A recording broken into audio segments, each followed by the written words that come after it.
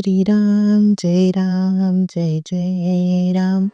श्री सद्गुरु ब्रह्मचैतन्य गोंदवलेकर महाराजांचे प्रवचन. 13 मार्च. परमात्म्यावर पूर्ण निष्ठा पाहिजे.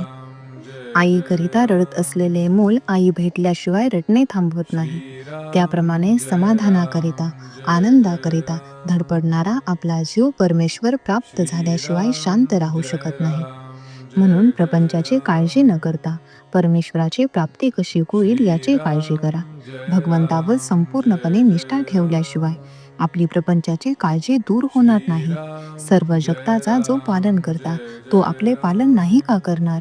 प्रत्येक गोष्ट त्याच्याच सत्तेने होते हे लक्षात ठेवा. मग प्रपंच कधीही बाधक होणार नाही. एक भगवंतावरची निष्ठा मात्र शेवटच्या श्वासापर्यंत सांभाळा. आपण पुराणात वाचलेच आहे की भीष्माने पांडवांना मारण्याची प्रतिज्ञा केली. भीष्मा प्रतिज्ञा असती, मग ती खोटी कशी होऊ शकेल? सर्व पांडव चिंताग्रस्त झाले, पण द्रौपदीची निष्ठा मात्र जबरदस्त होती.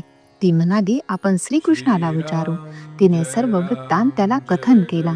श्रीकृष्ण म्हणाला, भीष्माची प्रतिज्ञा खोटी कशी होईल? तरी आपण एक प्रयत्न करून बघू. तो म्हणाला, द्रौपदी तू आता असे कर, रात्री भीष्माचार्याच्या आश्रमात जा. तिथे फक्त संन्याशांना आणि स्त्रियांना मुभा आहे. मी तुझ्या बरोबर आश्रमापर्यंत येतो. त्यानंतर श्रीकृष्ण द्रौपदीला घेऊन भीष्माचार्याच्या आश्रमापर्यंत गेले आणि बाहेरच तिचे अलंकार आणि इतर वस्तू सांभाळत बसले.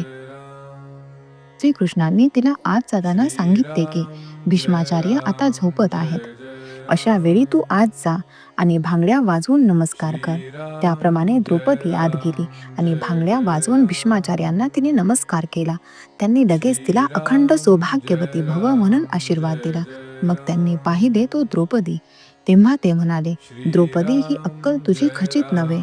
तुझ्याबरोबर कोण आहे ते सांग. ती म्हणाली, माझ्याबरोबर गडी आणला आहे, तो बाहेर उभा आहे. भीष्माचार्यांनी बाहेर येऊन पाहिले.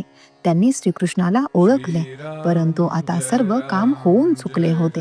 म्हणून म्हणतो, परमात्म्यावर पूर्ण निष्ठा पाहिजे. या निष्ठेच्या आड जर काही येत असेल तर तो म्हणजे आपला अभिमान.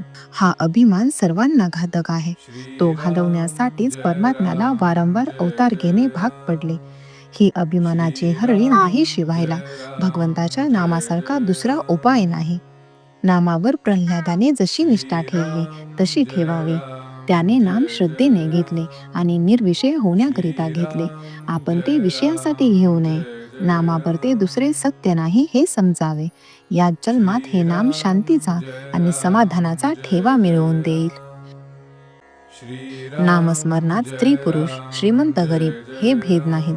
फक्त ते श्रद्धेने घेणे जरूर आहे. श्रीराम जय राम जय जय राम. श्रीराम जय राम जय जय राम.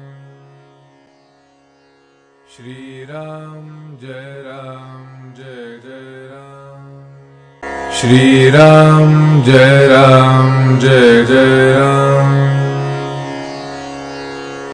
श्रीराम जय राम जय जय राम.